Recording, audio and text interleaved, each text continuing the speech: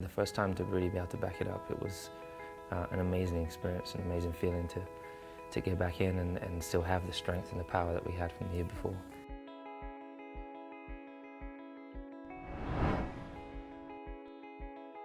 I think we were definitely for sure kind of like, hey, where did they come from? Because the previous year they didn't do as well, but they did an amazing job with their engine, they improved.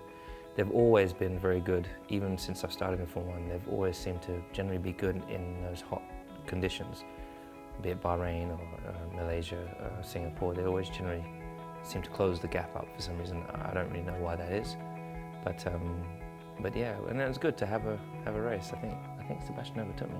I don't like that, but yeah, it was good, and it meant that we had a race on for the rest of the year, so it was just kind of exciting. When you're in the lead, particularly, you're not really focusing so much on the guy behind. You're focusing on what you've got to do. And in that particular race, we have this fuel saving that we need to be doing, the tyre saving, and it's the other guys. It's their job to either get around you if they feel that you're going slow or you're too slow. But your job is to really focus on your job. And it's like playing. I like to think it's a little bit like playing chess. You can use different tactics and you can use different approaches to get a different end result.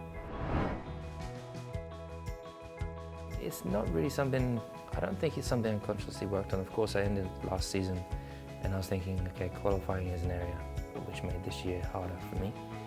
But no, I think maybe through winter testing I was maybe I tried a few things in winter testing, but generally it was just getting more comfortable with the car. I've been in this team now 3 years, and the first season struggled on the brakes. So generally all year long I felt like I was kind of disadvantaged, not disadvantaged, but just a little bit behind, but still got good results. So I knew that if at some stage I'm going to become so comfortable with the car that hopefully I should be further ahead. And this year, really, after evolving with last year's car, comfortable with the brakes, comfortable with the certain settings on the car, and that's really, I think, what made the difference. Monaco is, as everyone knows, just such a special race. And you look at all the greats, you look at Ayrton, you look at Michael, they've won that race so many times. I've only won it once in the 9 years, and 3 years of being in this team, the car's been the best, particularly for that race, and I've lost all 3. The first year, lost all the time on the brakes. Second year, I was finally quick enough, but something else got in the way. And then this year, finally, I'm on pole. I'm leading by 20-something seconds. I'm living the life up front, and I'm so happy and comfortable in the car. And the whole way through, whilst leading, thinking, watching Ayrton when he crashed when he was miles ahead, learning from that lesson, I was like thinking, Ayrton, we're going to do it. I'm going to stay on point. And then with the safety car and everything that evolved after that and came out third, it was the most painful thing that I can remember. I can't really express how proud a moment it is for a British driver to be in front of a home crowd and leading them to the victory. It's a feeling that fortunately I'm really grateful for the ones I've had. I think it was exciting because I think we were behind 1 or 2 of the Williams, maybe 1, and very hard because they're quick on the straights. So basically they have less downforce than us, but generally more efficient in a straight line, so of less drag. So they're really quick on the straights, and we've got the same engine, so it's not so easy to follow them, but we're quicker through the corners.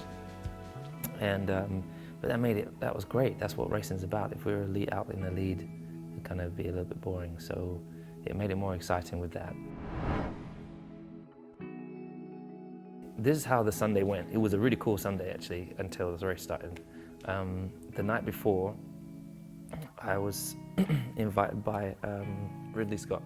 I'm a big movie buff, so Ridley invited me to dinner, and I missed it the night before because I had appearances. He says, come by the shoot in the morning. I'm like, yes, because he was filming with Matt Damon the last scene of, was it the Mars movie, The Martian? So So I wake up, firstly I couldn't sleep in the night. I went to bed, tossing and turning, didn't sleep till like maybe 1 o'clock, and I woke up at 4 a.m. I think 4 or 5 a.m. And I couldn't sleep from then onwards. And so, time came at 8 o'clock or whatever it was to leave the hotel. Went to meet Ridley at this beautiful place in Budapest is such a beautiful city. And him and his wife welcomed me on set, and at the time, they would set up for this last scene. And he said, Matt hasn't come on yet. Why don't you sit where he is and act out his role? I'm like, what? Like, no, really, we're gonna film it and you're gonna do his piece. And when he eventually comes, he's gonna think someone else is taking his place. So, I'm getting nervous because this is really Scott asking me to sit and act. I don't know what the hell I'm supposed to do. So I sat down for a second and I was about to act it out. It's just watching some people go past. If you watch the movie, he watches the soldiers run past.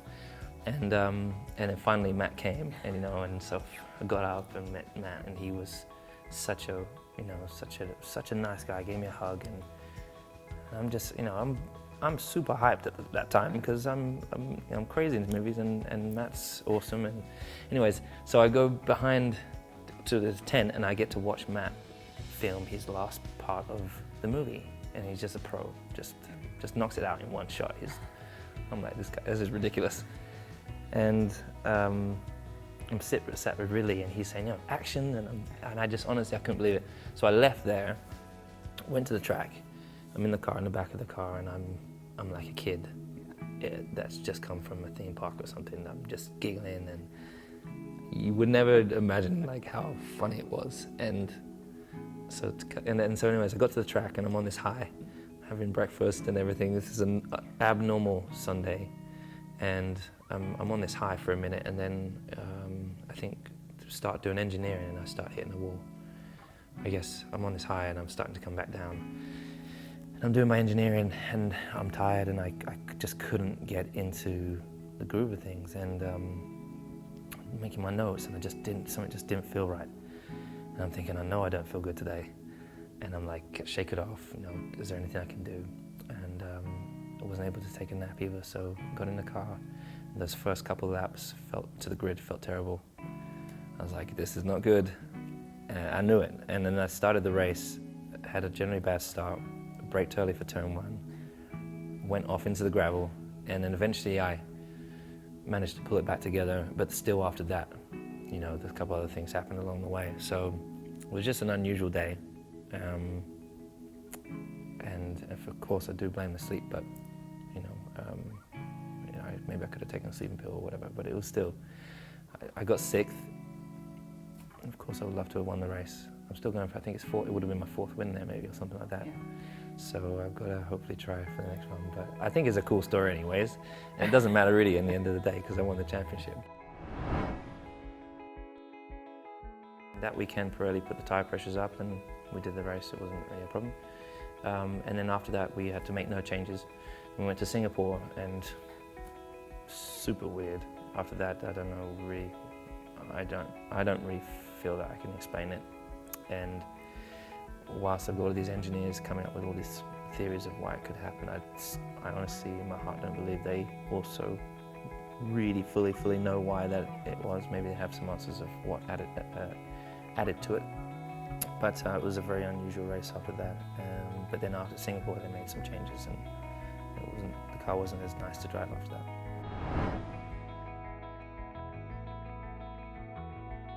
Firstly, the race was, for me, was one of the best races that I can remember having because those conditions are so tricky. Sometimes you're in the rain and you're cool. Tire temperatures are good. You've got no graining. It's sweet and smooth. And then this one was difficult. I was struggling to keep them all behind me, and then I fell back to 4th. There's a point Anika was 10 seconds ahead and doing equal times. And I was generally relaxed because it wasn't the last race and the championship was coming down to that one moment, so I wasn't stressed, freaking out, But of course, that driver in me was just like, never give up, keep pushing. And then all these opportunities arose, and all of a sudden I was quicker after the safety car. So to win with the build-up as well, because everyone was like, oh, you could win this weekend, are you nervous? And I hadn't been thinking about it like that. And then when it becomes a reality, when reality really hits you, because I guess you kind of try to ignore it, I guess, to let those kind of things go over your head so you can stay cool. I think you have so much energy, you just want to shout, you know, at the top of your lungs, at the top of a building. After last year, I could have easily dropped the ball, but instead carried the ball and kept going up the stairs and continued to grow and as a whole all-round driver. So I was really, really happy with it.